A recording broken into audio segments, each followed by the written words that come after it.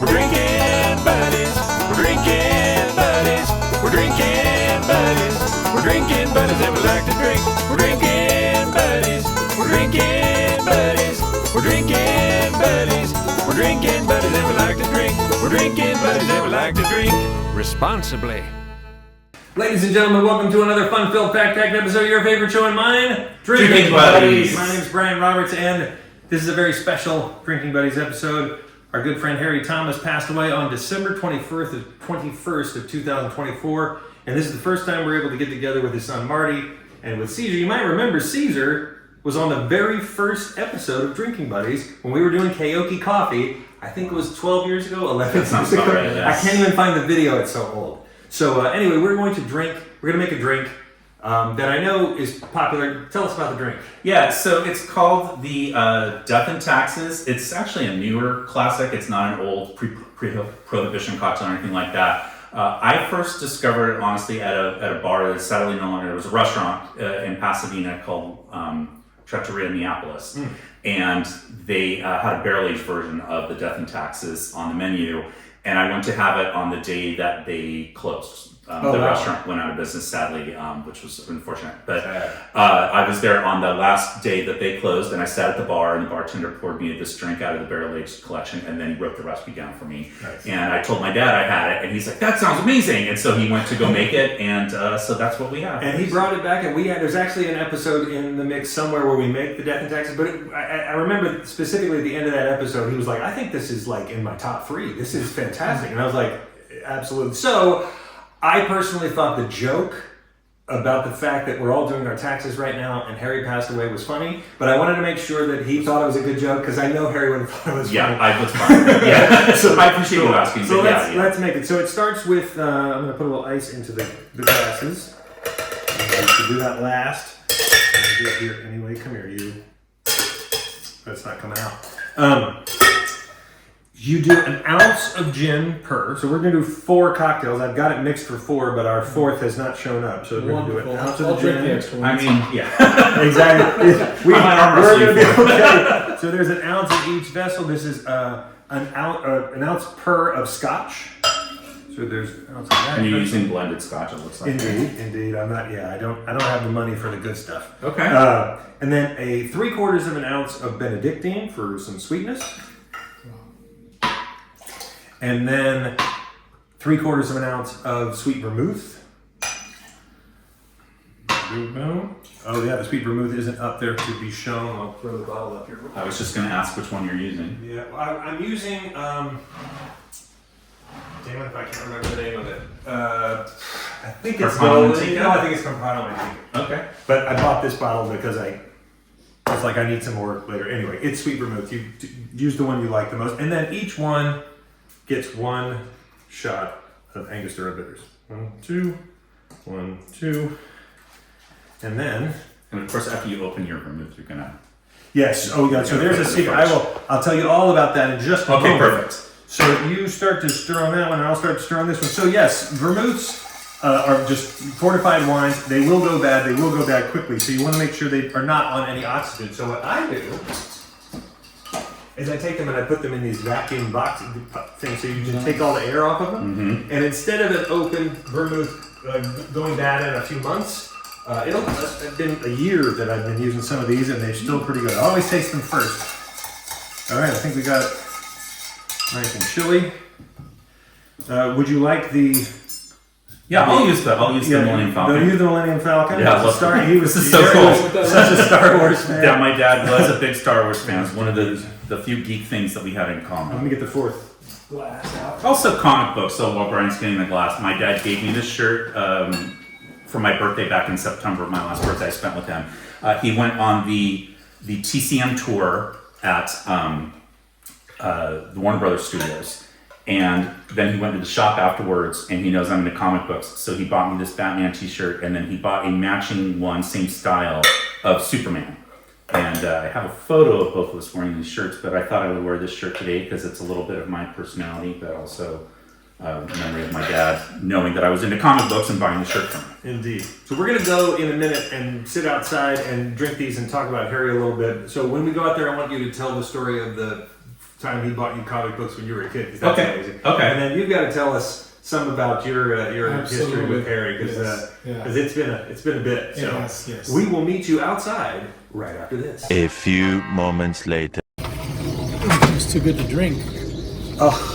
It's one of my favorites, and it's been forever since I had I haven't one. had one forever. I know. I barrel aged one right after I got back from that restaurant. Yeah. And then every year I would just pour myself a glass on the day that I submitted my taxes. Yeah. But I ran out. The barrel was small. and, Yeah, I have a small one too, and Harry used to use it all the time, and I almost never used mine. I'd make, because it was such a thing, It's to, a thing. to measure it up and to get Yeah. it. So it's sitting in there filled with vodka, and I went and shook it the other day, and it's all evaporated away. I really Has have it to, really? I have to, Oh, like, wow. an entire 750 of vodka has evaporated, or 2 liters. Wow. There's a 2 liter thing. 2 Yeah, liters yeah, of vodka right. has evaporated Wow. away. So it's been a minute. Of course. So I wanted to point out that I didn't point out there. This is Harry's shirt, and if I remember correctly, it's a Hawaiian shirt. It is.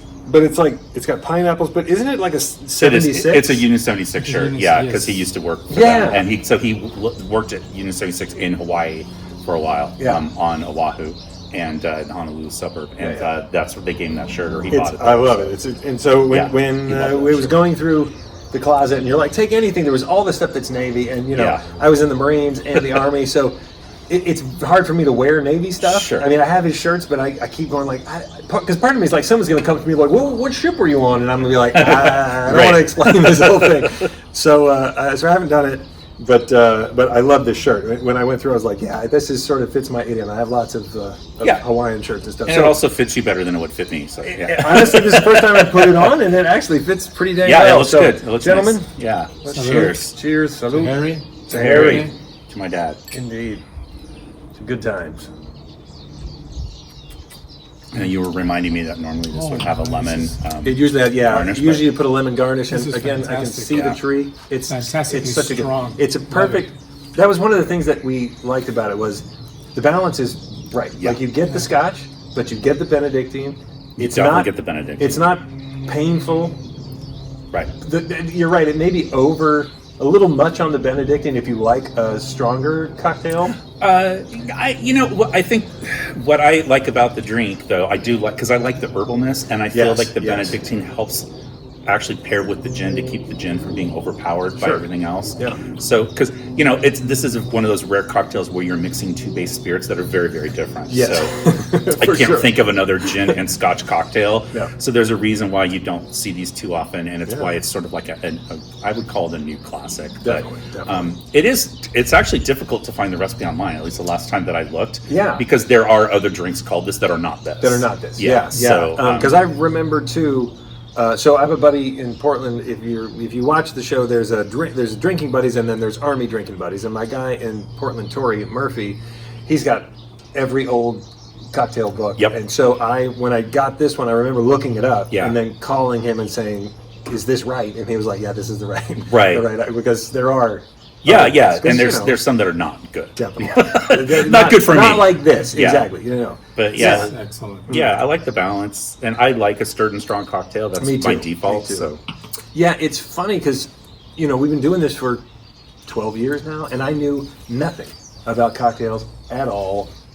Very first cocktail was the Yankee coffee. no, the very first cocktail he made for me Oh, that's was right. the worst Martini. martini ever, because he had old Yep. vermouth. So I learned on day one that Yep. vermouth is important to, Yeah. to store properly. It was so bad. I swear to God, it was like battery acid. It was so horrible.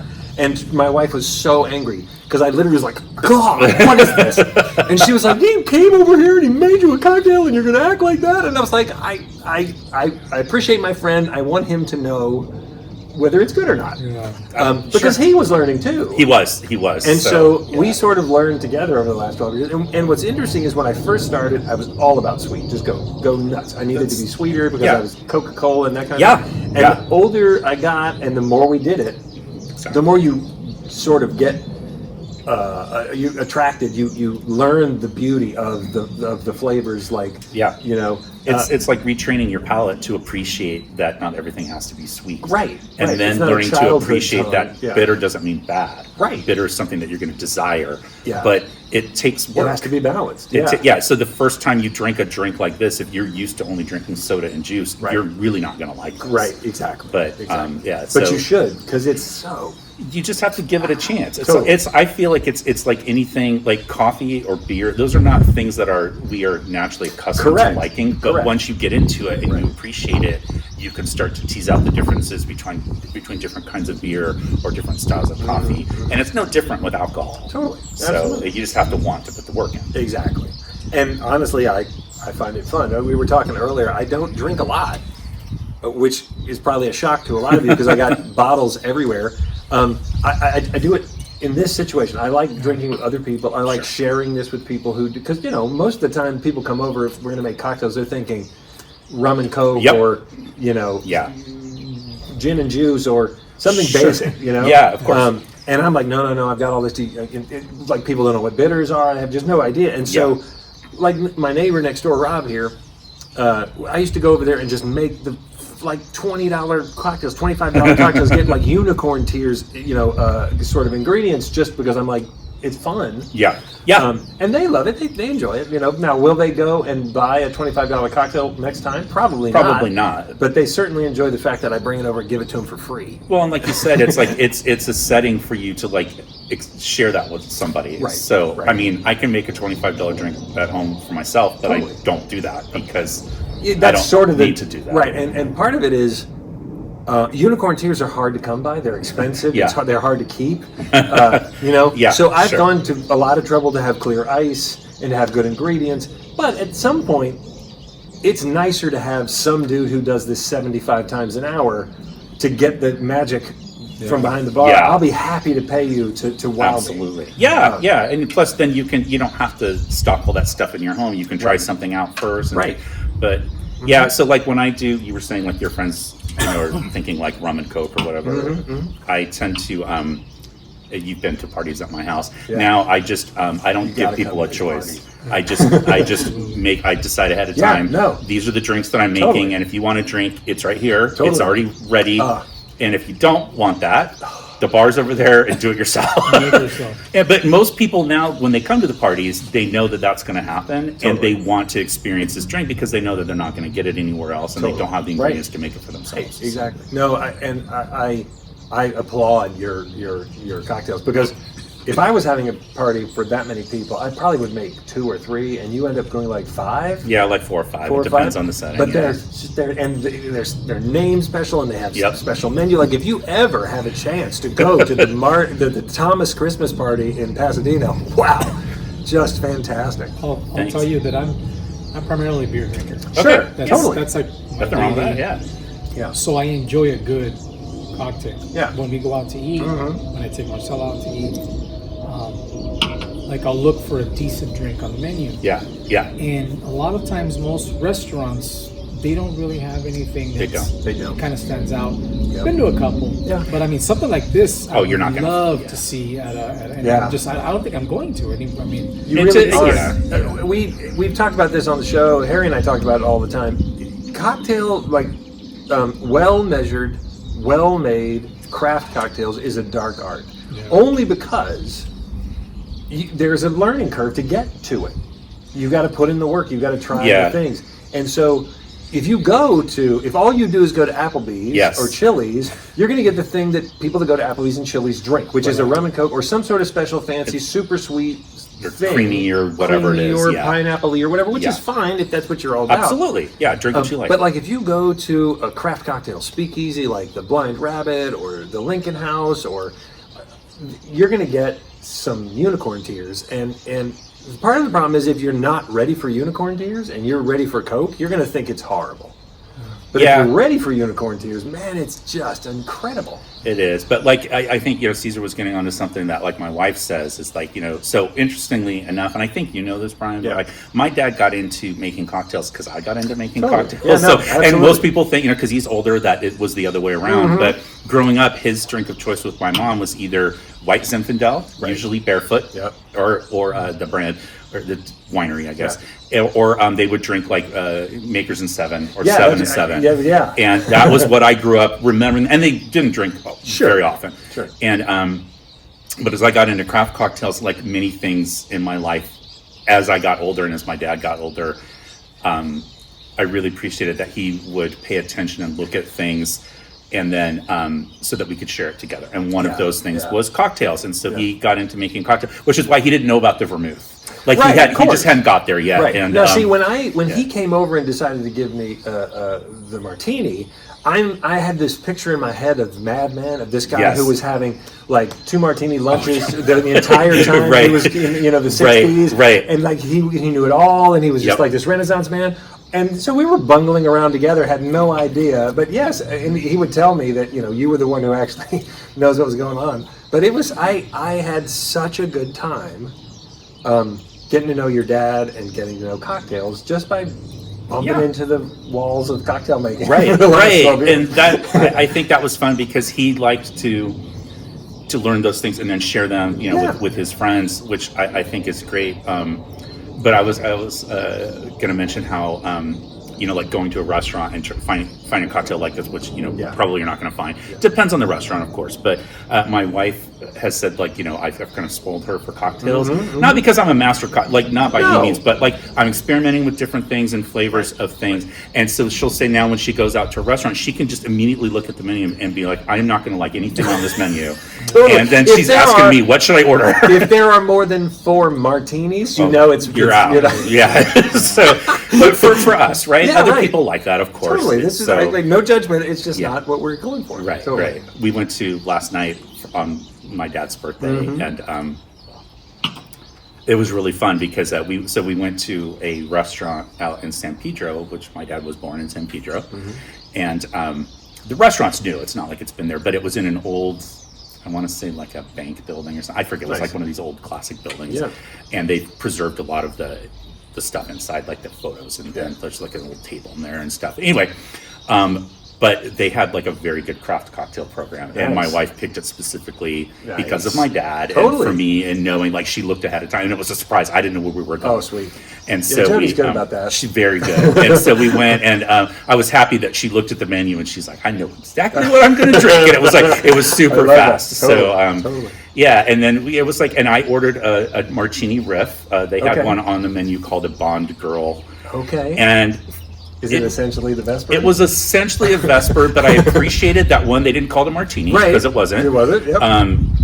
They infused the vodka with lemon, so that it was a split of London Dry and lemon infused vodka. Nice. But then they did add, not how I would have done it, but they added olive juice and orange bitters and grapefruit bitters. Now, I'm fine with the salinity of the brine from the olive. I love that. But I typically don't want to mix that with citrus, but that's what they did. And it was fine. It was, oddly enough, it was overly citrusy to me. Yeah. So then afterwards, I just ordered a regular martini, and that was the one from my dad. Nice. I gotta say, I love a dirty martini. I love the brine, the olive brine. But I have started making dirty martinis with the pickle juice from Klaus and Pickles. Oh, okay. Oh my God, so good.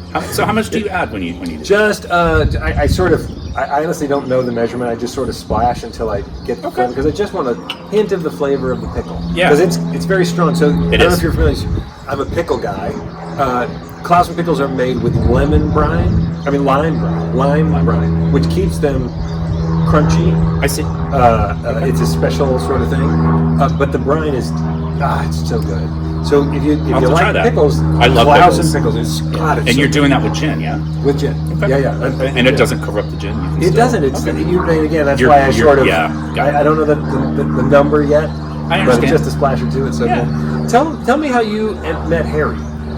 So, I became a Freemason because of him. Yeah. Oh, I didn't know it was because of him. Yeah. Yeah, no, Harry invited you. I remember. So I actually met Harry first in ACM. Oh, I see. That's right. And it just so happened that when Harry was a part of, I believe it was called Chino Hills. I mean, he was all around, but like as far as like the lodges that he belonged to was Mill Valley, and then he was also a member of Destiny. Mill Valley. But yeah. And so it was close to Pomona.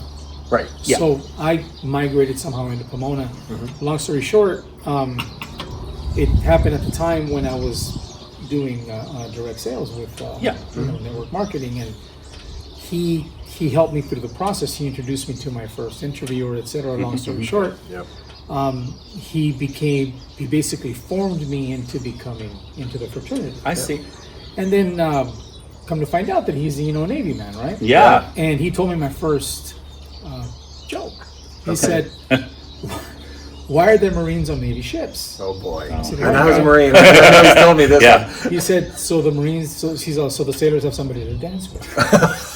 Oh I'm my like, God, so, dude. So I'm wearing this for him. That joke is not aged well. Just What put was it your that way. MLS? What was your MLS? Huh? What was your MLS? I was an 0231. Okay. Yeah. 2531 field radio operator. So, I'm with you, bro. So I wore this for him, and I wore this for him. Nice. Oh, that's so, really cool. So I gave him a joke back, and I said, "Hey, Harry, so we're Department of the Navy, right?" He said, "Yeah, well, what department?" "Well, we're the men's department." So we had an ongoing thing. I love that so much. And Harry was he never not had a smile. Yeah. Dude, He was the never happiest dude. frowning. Even if something went bad, which it routinely did Yes. through he helped a lot with the AV. He helped a Yeah, lot sure, with the setup, which it always did. He always smiled, and I'm like, you know what, Harry? One day, I wish to have your attitude, because these people piss me off, and I don't know how you do it. He's like, you know what? You just gotta be happy in yourself. And I'm like, you know what? I long to do that, especially being a Navy man, which you must have gone through. Yeah. Yeah. He went through some stuff, there was but some crap. he, Vietnam, 100%, yeah. There were some stories Yep. that he would start and not finish. Exactly, and I never heard that. Never heard the end of them. No, me neither. I mean, Yeah. I obviously, my whole life, and I Yeah. started hearing these stories, and he would just be like, it's sort of like the Forrest Gump. It's like, that's all I'm going to say about that. Right, yeah, It was yeah. very much like, I am done talking about this. And I was like, Absolutely, yeah, all right, and you just had to absolutely. learn not to push. And Yeah, so totally. I feel like we lost a lot from not hearing them. Sure. But that needed to be his story, and he wasn't ready to tell it, Exactly. and that's okay. Exactly. And I respect that. Of course. I got some stories of buddies that I'm sure aren't you do. fun to tell. Yeah. So I get it. Yeah. But I'm happy that he started the stories. Yeah, sure. Like, yeah, I you knew- got like a little bit of a story. I knew Harry for at least a decade before he told me any story about Vietnam. Oh, yeah, that sounds right. You know, I And then didn't he start would- hearing them until I was like in high school. He would tell me about Japan. He would tell me Oh, about yeah. Sasebo. He would tell me about Hawaii. I swear to God, that guy, if he could have been born in Hawaii, he would have. yeah. He loved He loved talking Hawaii. about being in Hawaii. And he was only there for a short amount of time, but he loved it. Right, He right, he loved, loved it so it. much. But he told us about, because, he's on a bigger ship, but apparently he was on a smaller boat. Yes. And I don't know if it was a river boat. Very similar. I think it's Yeah. the same story I'm thinking of. Yeah. Yeah. Like a the 10-person ship boat. went down and not 10 people came back. And Yeah, that's exactly what I heard. So, Yeah, right. they were delivering equipment, and he was the radar guy, and so he was there to train people in how to use the equipment. Right. What I heard was that they were somewhere that they weren't necessarily supposed to be. Right. Like Cambodia, Laos. legally, Yeah. one of those. and he said that there were 10 people on the boat, and I got the sense that it was like a PT boat or river Right. boat that you would Yeah. see or whatever. And he said when they went up the river, they looked around and they realized, like, this is exactly where they're going to hit us when we come back, because they knew they had to come back that same way. Yeah. And that's exactly where it happened. And even being prepared for it, they still lost, yeah. like, I think at least 3 guys. And Yeah. and that's Yeah. where the story ended. Yeah, It exactly. was not like, who were these people? Right. How And- were you, like, And what's funny whatever. about that is if you knew Harry long enough, he would tell you the life story of the guy who filled the gas tank for him. Yeah. Like he would go into detail about every human he knew, but he would not tell you those people. Yep. So, And I remember visiting the Vietnam Memorial Wall with him in DC. Right. And that was right around the time where I was starting to kind of get a sense of, like, I think more happened with my dad there than Right. he had let on. Totally. And he was on a quest to, like, find these names, but he wasn't, like, sharing that with the rest of us. And at the time my mom was upset because she's like, where is he going? And, like, we just didn't have the Right. sense. And, like, looking back, I'm like, of course that's what he was doing. And, like, Looking for buddies. yeah. And sometimes I wish that I could have been a little more understanding, but I just didn't really have the context because he didn't want to talk about He it. didn't, And right, exactly. I didn't have the tools to understand why. So, He had the stamina. I'll tell you what. When a lot of the events we used to do, he would walk farther than most of us, and I'm like, why am I already breathing hard? And this guy he's lapping me already. Yeah. I mean, again, we were talking about, I don't know if we did this on camera. Harry was what was I used 3 great words and now I can't remember what they were. They were like, he was you said he was positive. Yeah, He was happy. and he was active. And he was and busy. Yeah, busy. Yeah. And I learned so much about who I want to be when I get to be his age. Yeah. Because, you know, and you got to think, I'm in my 50s. Yeah. And people are starting to die. Yeah. Right? When you're in your 80s and living at a Masonic home, it's every week there's somebody going Yes. all the time. Yes. And Harry was a master at just being happy, like just choosing to be happy. Yeah. Like Yeah. it sucks, but we could do this. Let's have a cocktail. Let's talk about. You know what I mean? He was a master at it. So I absolutely cherish that. Yeah. Cherish that. He had, you know, he impacted, I think, not just military, former military Oh yeah. Masons, but even people who had no association with either of those. You yeah, know, and totally. I saw that when we worked together. I mean, Yep. you know, people like Matt and Efren, people who had they weren't part of the fraternity, they were Right. military, Yep. younger. He was able to relate to everybody. Everybody liked him. Yep. And I'm like, Yeah. geez, like I would just strive to be like you, Totally. you know, and I'm like, I hope I can do that. I don't know if I can because I It's I just hard. like Yeah, too many sure. people. He made a conscious choice to decide that, like, and this came later in life. You know, he wasn't always that way. Sure. But I he can made only a, imagine what he was like when you were a kid. he was He was a father of the '60s, I'm sure. he was, and like, you know, he wasn't like, he was never like the punishment aspect like wasn't Right, there. right. But he was disciplinarian. he was more of a hands-off kind of Sure. dad, And you I'm know, assuming he he would let Faye do pretty much everything. pretty much she ran the household, but like, you know, he would help with certain things, and I talked about this at the funeral, like he was involved in soccer, I was in Right, soccer yeah, and things yeah. like that, but like he had a temper, and like Sure. people now, if you've met him later in life, you don't recognize that, but that's where my temper comes. I saw it from him, and like but later in life he just decided he wasn't going to do that anymore. And so, you know, Cesar, like you were talking, like one of the recurring things that came up during his memorial service was how like he was like every email that he sent, the signature, and I think it was pre-populated, but Sure, you know, but he yeah. set it up that way, always just said keep smiling. Keep smiling. And it was one of those things where, like, it sounds so cliche and so Totally. dumb or like whatever, but like here's this 84-year-old man walking in the room, and the first thing he's smiling and greeting you and saying hi, and like it just immediately just makes you feel, even if you think like, who's this goofy old guy? Totally. But you can't be mad at the guy, and you also, it wants you to be in a good mood, you know, Totally. because you're like, this guy's choosing to be like that despite all the crap going on in his life. Totally. And he's choosing to be bringing happy. the light Yeah. every day. And like, so that's, you know, definitely something I'm trying to carry forward. Tell me the story about the comic books when you were a kid. Yeah. This is a great story. He told me at the funeral, and I was like, "That's so Harry." So, Harry. yeah, and I kind of started to allude to this a little bit earlier, but it was like, as you know, as I got older, and you know, at the time I was only 15, but like my dad would try to like look for the things that were important to me, and then figure out how he could help, whatever it was. Like, and you know, so I was into comic books. He was not, and he Sure. did. I talked to him many times about like, did he read comics when he was a kid? And he did. His mom threw them all out, of course, and but like he was more of like a newspaper strip guy. Yeah, but yeah. like I was into like actually going to the shop and picking up my floppy comic books every week, or like whatever, X-Men and whatever. And so in the middle of my high school years, my dad got transferred. And for context, I went to a different school for 8th grade, 9th grade, and 10th grade. Wow. In the same house that we were living in, but they kept changing things around. Right. And of course, you know, there's high school and middle school involved, but like 3 different schools with 3 different groups of friends, 8th, 9th, and 10th. And so then in the summer, or, you know, right as I'm in 10th grade, my dad got transferred from where we were living to Southern California. And so I was going to have to change schools again. So now it was going to be 8th, 9th, 10th, and 11th. I was going to have a different school. And I was really Not angry. happy. And, you know, it's not his fault, but Sure. of course I took it out on him because he's the one that, it was his job that was Yeah, yeah. moving us or whatever. You're 15. I was 15, yeah. I was a dumb kid. And so he, so he's coming out early to house hunt. Yeah. And he would call us from the road. And so, you know, I'm still in school. And so he calls one night and he says, "You're never going to believe what I found.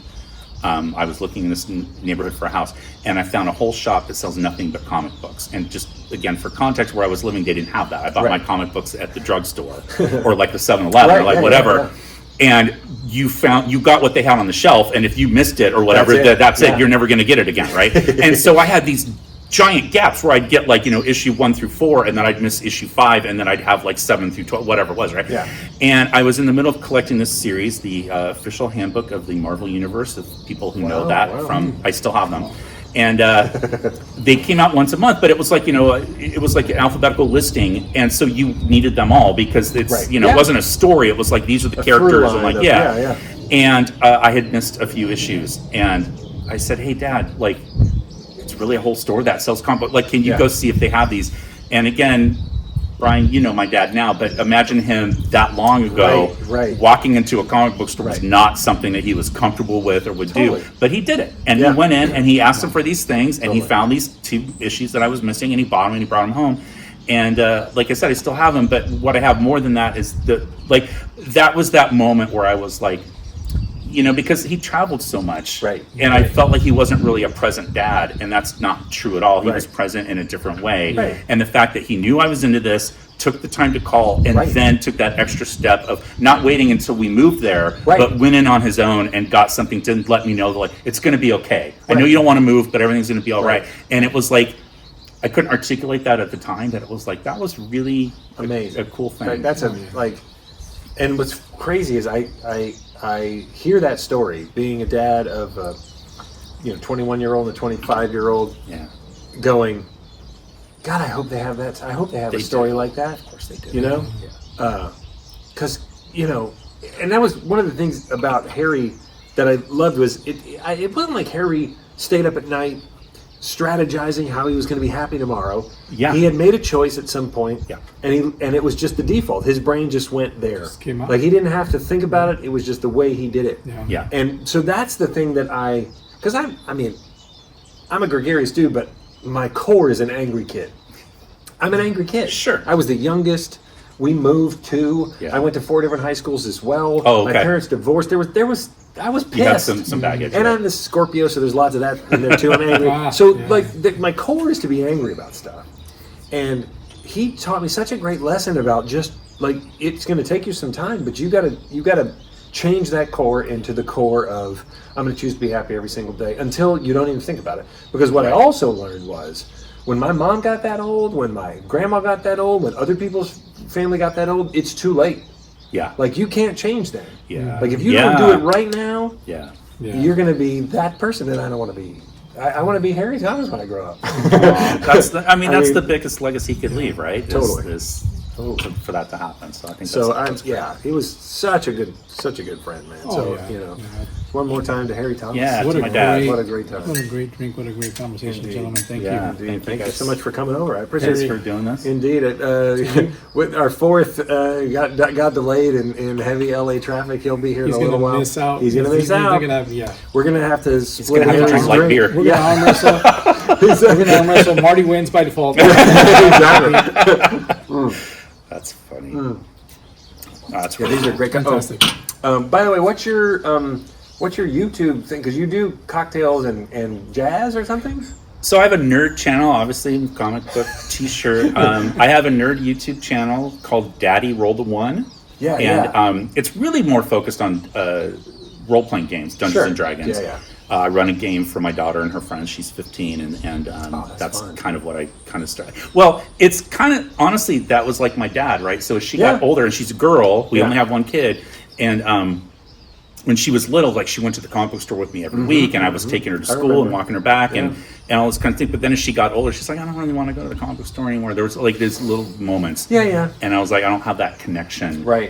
And I want to have one. And so during the pandemic lockdowns, I started this game with her when she was still young at that point, where she was like, what she heard was once a month she gets to hang out with her friends. The excuse is that we're playing Dungeons and Dragons. But anyway, I started a YouTube channel where I talk about things, and to set my channel apart, because there's a lot of people that make YouTube videos about Dungeons and Dragons. I started doing a thing that I've been doing on my blog for years. I have a blog about D&D as well. And when I write my blog, I started this thing about like where I'm at. Like if I'm traveling, I would still blog and I would write like I'm in New York for business or whatever. And then I would write what I was listening to and what I was drinking while I was writing my blog. And so I started putting the drinking and listening part into my YouTube videos. So at the end of the video, Nice. I have a short snippet where I say, this is the drink I made. And it's not always alcoholic. Yeah. And then this is the album that I was listening to. And a lot of folks really didn't like that. They like, this is lame. And I said, well, that's why I put it at the end. Then don't watch it. Yeah, That's exactly. fine. Skip But it. It's YouTube, for God's the sake. biggest compliment I got was from somebody who, he's like, I really like your videos about Dungeons and Dragons, and that's why I'm watching them. And he's like, I initially didn't watch that, I call it Yeah. the bonus content because I don't care about it. Yeah. And most of the albums I feature, it's a vinyl record and it's usually jazz. And he's like, I'm not a jazz guy. Yeah. But then he said, I started watching that because I wanted to give you I wanted the algorithm to Right, know that I was right. watching the video all the way All the through to way, the end. totally. And so I started doing that just because I like your content. I wanted you to keep making it. So Yeah. I did that. And he's like, to the point where he's now interested and he's like started making some of the drinks and he started listening to some of this music that he never would have given a chance to. He's like, because you seem so passionate about it, and I was like, okay, that's cool. Like, Honestly, there's nothing more attractive than passion. Because, I don't drink coffee.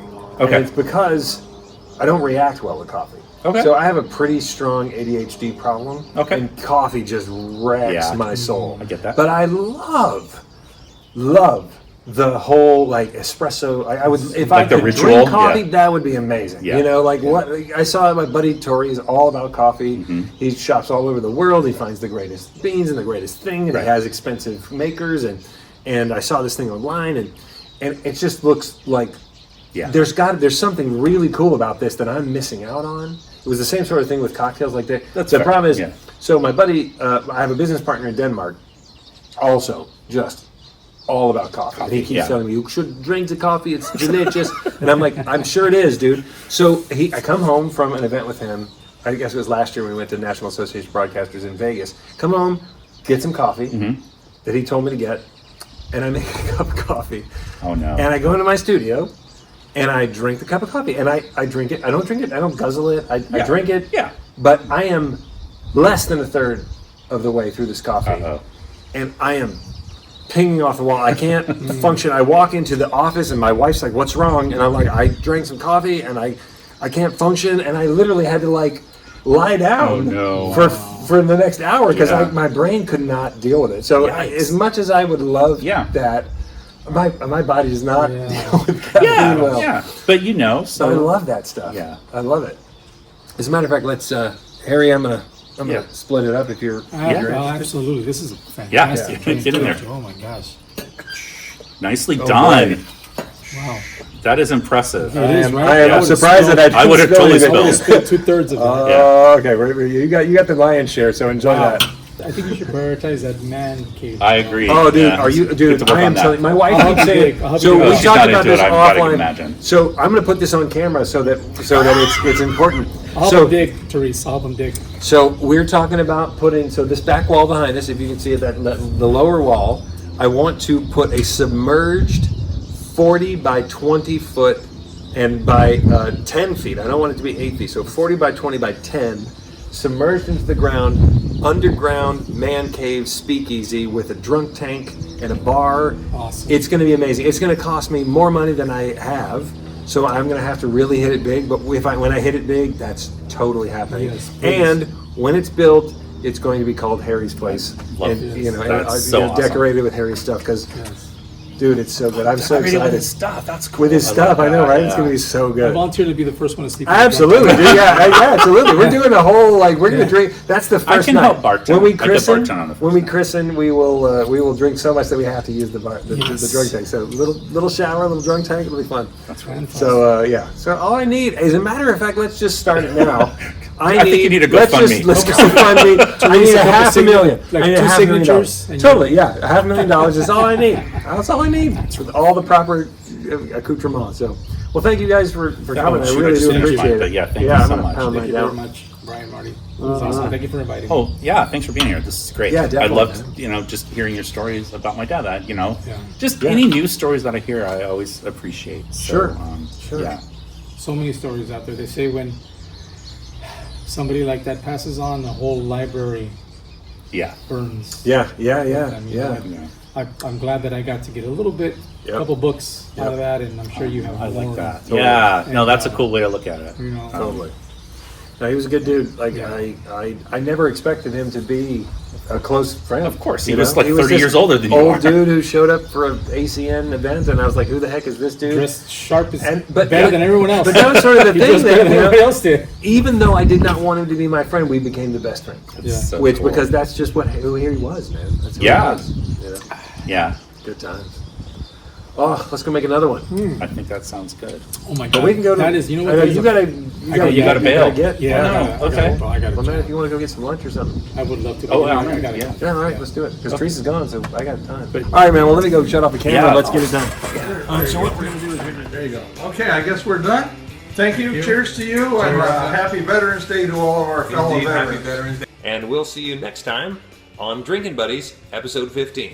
Episode 16. 16. This is 15. We'll see you next time on 16. I'll get it. There's so many of them. See you guys later. And we will see you next time on a fun-filled, fact-packed episode of your favorite show, man. Drinking Buddies. Drinking Buddies. See you then. Drinking Buddies. Drinking Buddies. Drinking Buddies. And did you tell them to drink responsibly? Oh, you got to drink responsibly. Absolutely. I forgot All that right. part. Cheers, everybody.